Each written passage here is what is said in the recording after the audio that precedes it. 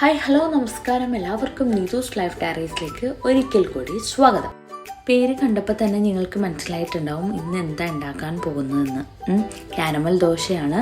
വളരെ ട്രെൻഡിങ് ആയിട്ടുള്ള big ബോസിലെ season 4 caramelised ദോശയാണ് ഇന്ന് നമ്മൾ ഉണ്ടാക്കുന്നത്.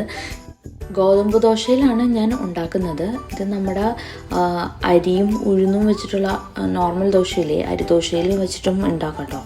ഇപ്പോൾ ഗോതമ്പ് ദോശയിലാണ്. അപ്പോൾ അതിന് ആവശ്യത്തിനുള്ള ഗോതമ്പ് പൊടിയും പിന്നെ കുറച്ച് തേങ്ങയും പിന്നെ ആവശ്യത്തിനുള്ള ഉപ്പും സ്വല്പം വെള്ളവും കൂടെ എടുത്തിട്ട് അതിൻ്റെ ആ കട്ടയൊക്കെ ഒന്ന് മാറ്റിയിട്ട് നമുക്കത് ഗോതമ്പ് പൊടി ഒന്ന് കലക്കി വയ്ക്കാം.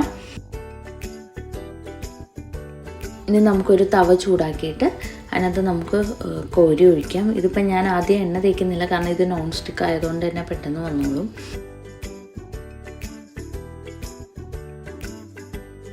ഇനി ഈ ദോശയുടെ മെയിൻ ഐറ്റമായ പഞ്ചസാര കുറച്ചെടുത്തിട്ട് നമുക്ക് അതിൻ്റെ മേലിൽ ഒന്ന് വിതറി കൊടുക്കാം.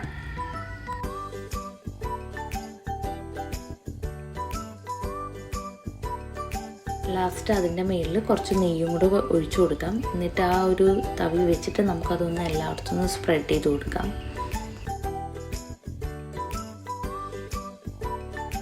ഒരു സൈഡ് ആയി വരുമ്പോഴത്തേക്കും നമുക്ക് അപ്പുറത്തെ സൈഡിലോട്ട് മറിച്ചിട്ട് കൊടുക്കാം.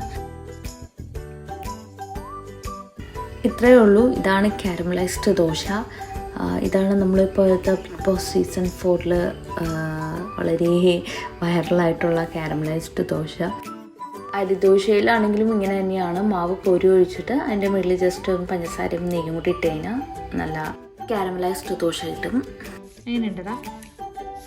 കൊള്ളാമോ? ഇഷ്ടായോ? കഴിച്ചോ. അപ്പോൾ ഈ ചെറിയ വീഡിയോ ഇഷ്ടപ്പെട്ടെങ്കിൽ ലൈക്ക് ചെയ്യുക, സബ്സ്ക്രൈബ് ചെയ്യാതെ കാണുകയാണെങ്കിൽ സബ്സ്ക്രൈബും ചെയ്യുക. അപ്പോൾ മറ്റൊരു വീഡിയോയുമായി വരുന്നത് വരയ്ക്കും signing off with love from നീതുസ്ലിഫെഡിയാരീസ്.